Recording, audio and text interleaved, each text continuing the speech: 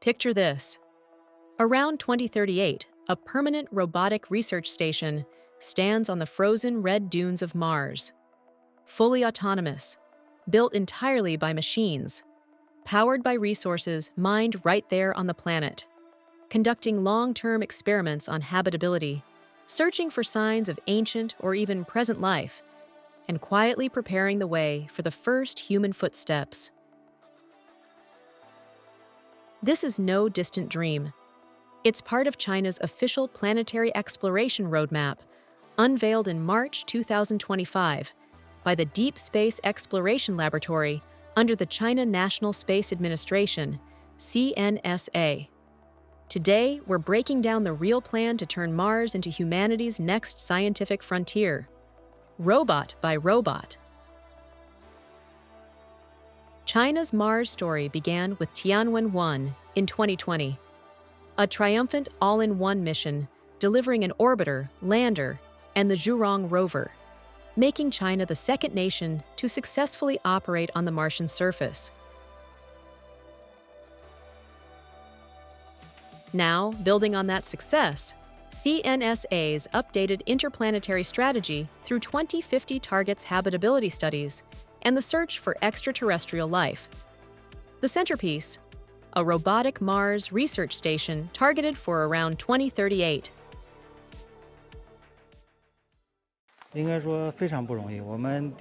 It should be said that this was not an easy task.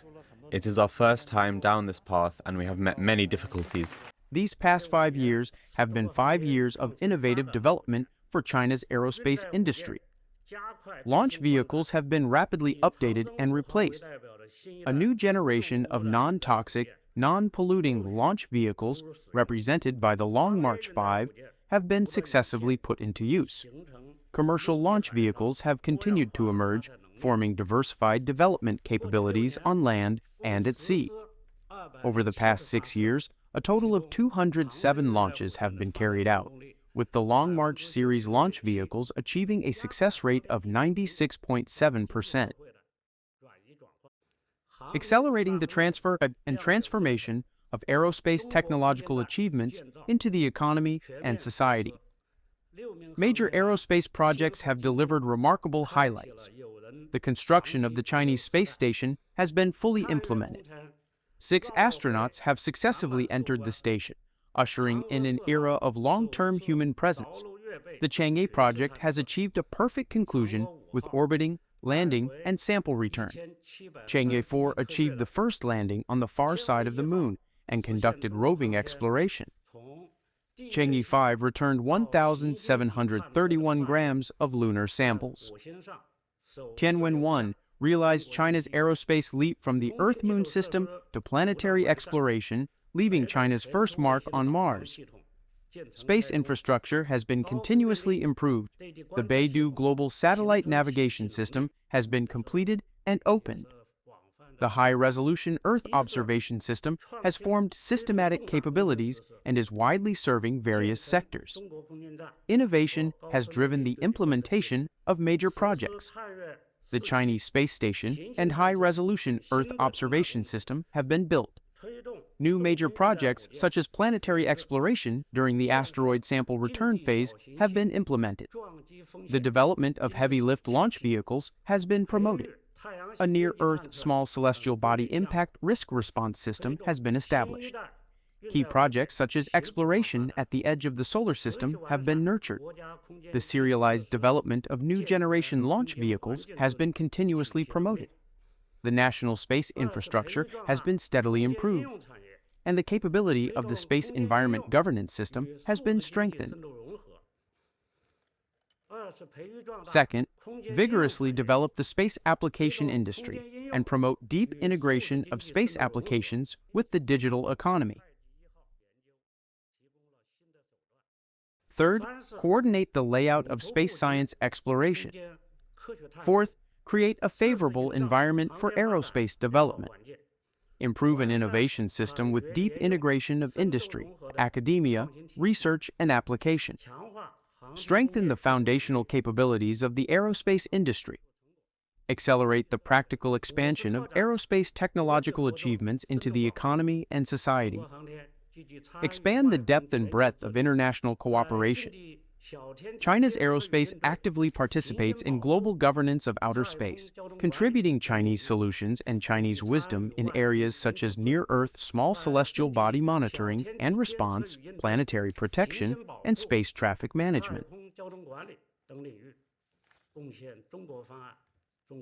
China's Mars exploration program is structured into three distinct phases. Phase 1 involves the Tianwen-3 mission, which is scheduled to launch in late 2028 and will return the first samples ever collected by China from Mars, thereby revealing key insights into the planet's ancient habitability and any potential signs of past life. Phase 2 envisions the establishment of China's permanent Mars research station around 2038, where fully autonomous robots will construct the facility and master in-situ resource utilization techniques to enable sustained, long-term, uncrewed scientific operations on the Red Planet. Phase 3 builds on these robotic foundations, allowing humans to potentially orbit Mars by 2050 and later land on a pre-prepared, resource-rich outpost that supports sustainable exploration and eventual settlement. Let's take a closer look.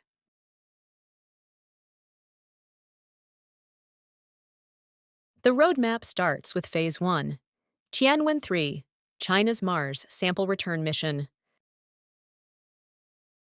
Already approved and open to international payloads as of March 2025, Tianwen-3 is scheduled to launch around late 2028 using two Long March 5 rockets, one carrying the orbiter and Earth return craft, the other the lander and ascent vehicle. After a 7 to 8 month journey, the lander will touch down in one of three prime zones: Amazonas Planitia, Utopia Planitia, Zhurong's old home, or Crisi Planitia, areas rich in ancient water features like deltas, lake beds, and potential ocean shorelines that could preserve biosignatures. It aims to collect at least 500 grams of diverse samples, surface scoops, subsurface drilling up to several meters deep, and possibly multi-point grabs using innovative tools, including a small autonomous helicopter drone for aerial scouting and sample pickup, plus a 6-legged crawling robot to reach spots beyond the lander. Samples return to Earth around 2030 to 2031, potentially beating international efforts and delivering crucial data on Mars' past life, geology, atmosphere, and habitability evolution. During the demonstration process, multiple optimizations and iterations were carried out. So, generally speaking, by using 2 consecutive launches of the Long March 5 carrier rocket, the entire sample return mission can be accomplished. However, the sample return task still faces many challenges. First, there is the problem of precise landing accuracy. Second, the launch must be performed on the surface of Mars, essentially launching a small rocket. So ensuring the reliability of the entire flight is extremely difficult.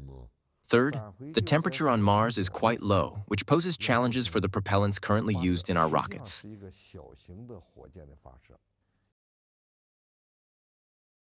Phase 2.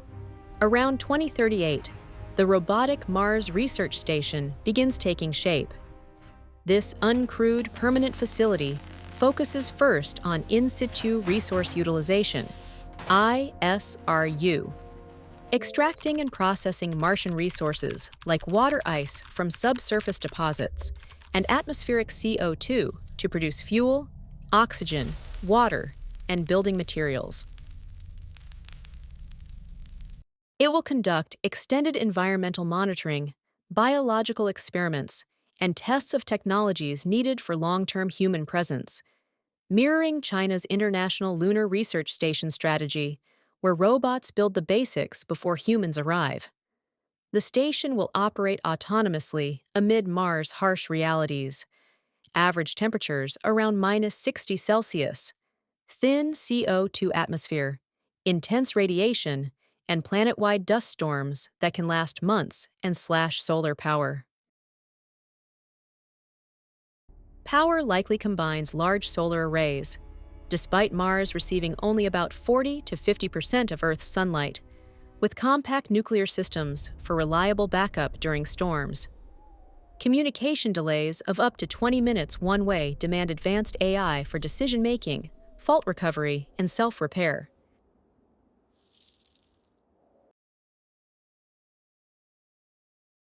Phase 3. Humans enter the picture later, potentially orbiting Mars by 2050, with surface missions following as the robotic infrastructure matures. When crews finally arrive, they'll step into a pre-built outpost stocked with propellant, via Sabatier reaction turning CO2 and hydrogen into methane fuel, oxygen, and shielded habitats buried under regolith for radiation protection. This robotic-first philosophy slashes risks, tests life support tech, and lays foundations for sustainable exploration, part of China's broader solar system push, including missions to Jupiter, Neptune, and Venus. Challenges remain immense: deep water ice access, dust-resistant mechanisms, reliable long-duration autonomy, planetary protection to avoid contaminating potential biosignatures. But China's track record, from Zhurong's extended mission to lunar far-side sampling, shows steady progress. This isn't about rushing flags. It's methodical preparation for humanity's multi-planetary future.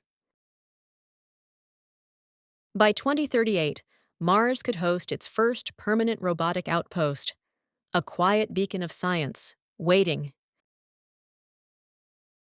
Beijing-based startup Interstellar Human Spaceflight Technology Corporation Limited, founded in January 2023 by Lei Shiqing, is pioneering China's entry into commercial suborbital space tourism. The company is the only private entity in China approved to undertake a national-level commercial crewed spaceflight project. Their flagship vehicle is the suborbital spacecraft Crosser 1, CYZ-1, a fully reusable suborbital spacecraft designed to carry up to 7 passengers to the Kármán line, the internationally recognized boundary of space, at about 100 kilometers altitude. The flight profile offers a brief but exhilarating experience. Passengers will cross into space, enjoy 3 to 6 minutes of weightlessness, and view Earth from above during a total flight duration of roughly 10 to 12 minutes. The capsule draws design inspiration from established crewed spacecraft, like China's Shenzhou and next-generation models, emphasizing user experience with features like panoramic windows. Interstellar targets its first crewed suborbital flight around 2028, with commercial operations launching tourism services across China and Asia. The company has already unveiled a full-scale test capsule, completed initial financing, passed feasibility reviews, and successfully tested critical systems like the landing buffer in early 2026.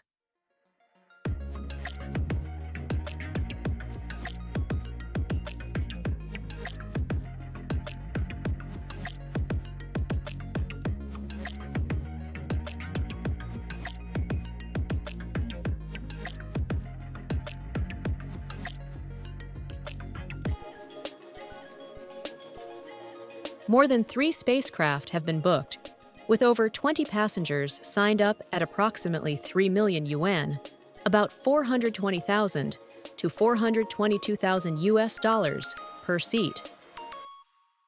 The diverse passenger list includes business leaders, an 85-year-old engineer, entertainers, such as Chinese actor Huang Jingyu, who has publicly expressed excitement about becoming one of China's first celebrity space tourists, and notably, a small humanoid robot. In a partnership announced in January 2026, Interstellar is collaborating with Shenzhen-based Engine AI to send the PM-01 humanoid robot on the mission. Engine AI aims to test and enhance the robot's adaptability to space environments, including microgravity performance, with the long-term goal of developing a humanoid robot astronaut. The PM-01, a lightweight, high-dynamic, general-purpose embodied intelligent agent, will serve as a pioneering test subject for how human-like robots behave and operate in weightlessness. Looking ahead, Interstellar envisions scaling rapidly. Weekly flights by around 2030, expansion to low Earth orbit missions by 2032, and eventual deep space trips, such as flights around the Moon in the 2030s. Participants will undergo professional training in aerospace basics, technical knowledge, and space medicine to ensure safety and a positive experience, though requirements remain less stringent than for professional astronauts. This initiative positions China to compete in the growing global space tourism sector, alongside established players like Blue Origin and Virgin Galactic, while advancing commercial reusable spacecraft technology and exploring robotics in extreme environments. The announcement has generated significant buzz on Chinese social media, with excitement over democratizing space access tempered by discussions on safety, cost, and timelines. What do you think? Could China's approach redefine how we settle other worlds? Comment below, like if this excites you about the future of space, and subscribe for more breakdowns of cutting-edge missions. Keep watching the skies. Mars is calling.